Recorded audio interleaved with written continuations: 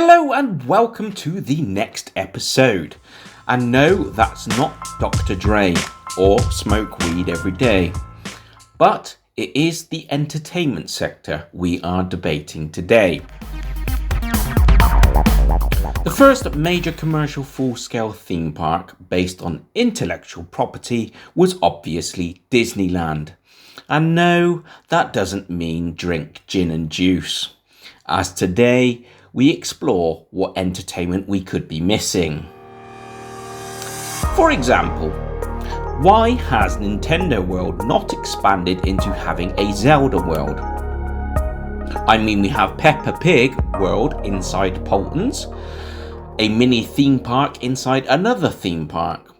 The same at Drayton Manor, which includes not only Thomasland, but has a magnificent zoo to complement it. Which brings me to the question, do we have a theme park in the UK dedicated to entirely one intellectual property? The answer is yes, that being the awesome Legoland Windsor. Despite being mega awesome, Legoland is definitely not a theme park for thrill seekers, with the target market being primarily for families. We already mentioned Peppa Pig World within Polton's, that one being aimed at the younger generation. Following that, we have Nickelodeon Land, which is in between Legoland and Peppa Pig World. Is this enough to satisfy our needs? Is this perhaps what the UK is lacking? Don't get me wrong, we have the almighty Universal Studios landing in 2030. Why, oh why, do we have to wait so long? But more to the point, would more commercial intellectual property be more entertaining? To clarify, Alton Towers and Gulliver's World, for example, are intellectual property within their own rights. We are here to suggest using a mainstream media IP that is already known to the public, then making it into a theme park. France has Disneyland and Parc Astérix. Japan has Disneyland and Universal Studios. The Universal Studios does incorporate Nintendo World. So here we have an IP inside of an IP. Is that the same as Alton Towers having David Walliams Land? Sounds like we are having an IP debate here. I want to focus our attention on whole theme park IPs, more specifically in the UK. Legoland. This theme park is so wholesome, with the Lego theme stretching throughout. It definitely grips your attention for that purpose. But on the other hand, it wavers. For example, Flight of the Sky Lion. What on this planet has that got to do with Lego? The theming around it, yep, that's Lego based. The actual 4D cinema though has about 5% value of being Lego. We are talking the main emphasis of the ride. I don't see this as a Legoland letting you down here. It's what makes Legoland what it is. This helps to prevent exhausting the IP. Give the theme park some character, make it welcoming for all ages. So why the IP debate? Well, get this one. The Simpsons ride in Universal Studios, the American sitcom, is owned by 20th Century Fox and Walt Disneyland. But the theme park rights are owned by Universal Studios. Y'all confused now, right? Me too. At the end of the day, business is business. As long as we get access to The Simpsons, we can't say, no! So, let's pose the question. Do people prefer an original IP base, e.g. Alton Towers or Thorpe Park, or would they prefer mainstream media IPs? The top 5 theme parks in the world consist of Disney and Universal, 4 of them being Disney. As a matter of fact, in the top 10, 8 of them are Disney orientated. Universal gets strong after number 10. I think this is a strong recommendation that humans like mainstream IP-based thrills. There is also a small mention that we could just be humble UK. I mean, in the top 20, there are 4 parks in Europe, 2 of them being Disney parks in Paris, one being Europa Park in Germany, the other being Efteling in Holland. Europa Park has its own intellectual property, and that's park-wide, with theming from across the globe representing country after country. I mean, this is not bespoke IP. The park uses other nations to host an IP. But back to the point, is the UK just rather humble? I don't think it is. I mean, Europa Park and Efteling cope with their own IP building, so why can't we keep up? Alton Towers has a focus on mild fear or even horror throughout its thrill ride lineup.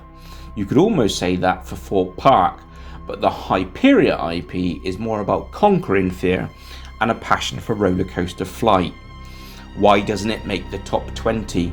Thorpe Park and Alton Towers are without a doubt the UK's two flagship parks, both leased and operated by Merlin Entertainment. Let's not forget Merlin as an intellectual property.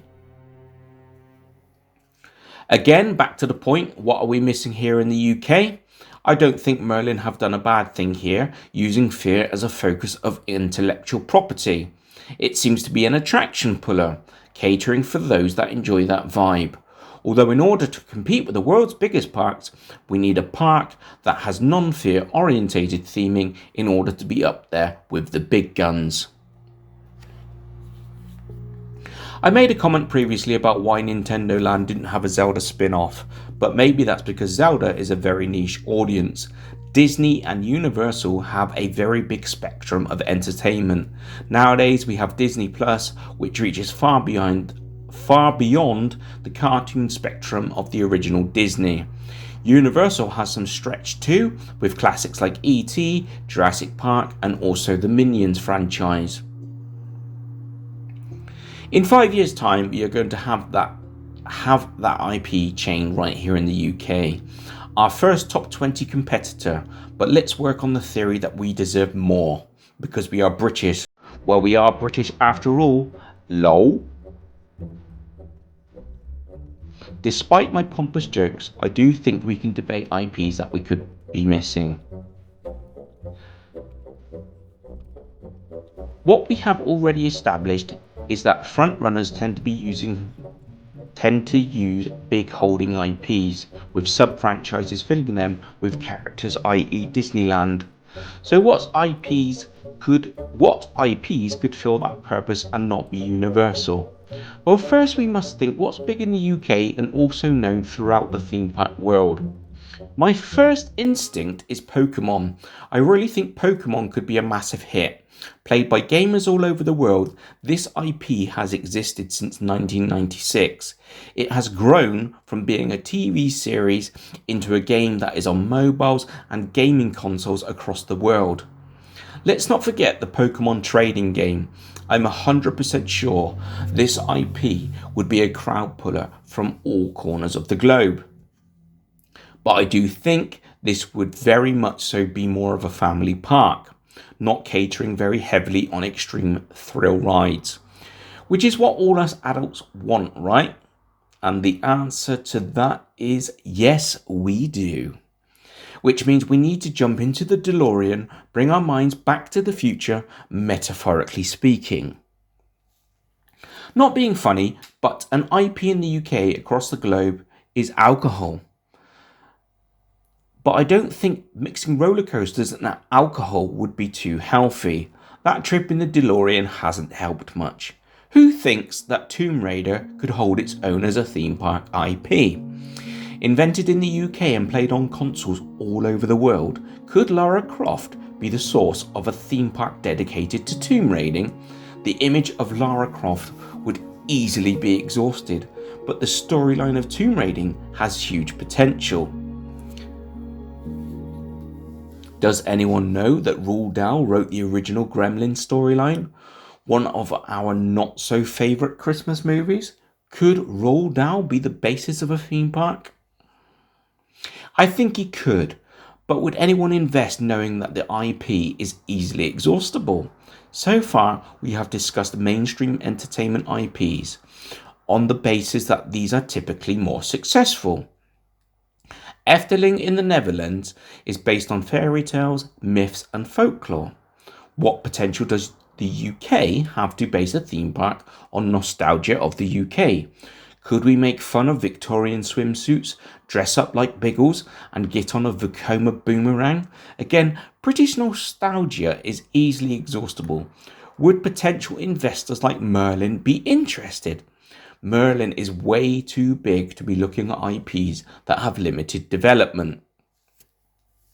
This is majorly why I have discussed the massive business of Pokemon. How about something more adult that has major UK influence?